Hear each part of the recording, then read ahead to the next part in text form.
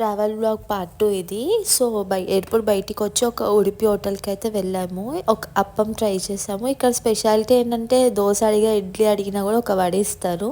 Next room checking చేసేసి site సీయింగ్‌కి వచ్చేసాము spice గార్డెన్‌కి. ఇక్కడ మా గైడ్ అయితే బాగా ఎక్స్ప్లెయిన్ చేశారు. స్పైసెస్ కూడా తీసుకున్నాము. నెక్స్ట్ ట్రీ ప్లాంటేషన్‌కి వచ్చి ఇక ఫొటోస్ దిగాను. ఇది వచ్చేసి టీ మ్యూజియం అనమాట. టీ మ్యూజియం చూడడానికి వచ్చాము. ఇక టీ ఎలా తయారు చేస్తారు ఏంటి అనేది క్లియర్గా ఎక్స్ప్లెయిన్ చేశారు మాకు. ఇక్కడ చూసినట్టయితే టీ అనేది మెష్‌తో ఫైన్గా గ్రైండ్ అయ్యి ఇక్కడ కింద బకెట్స్లోకి వచ్చేస్తుంది.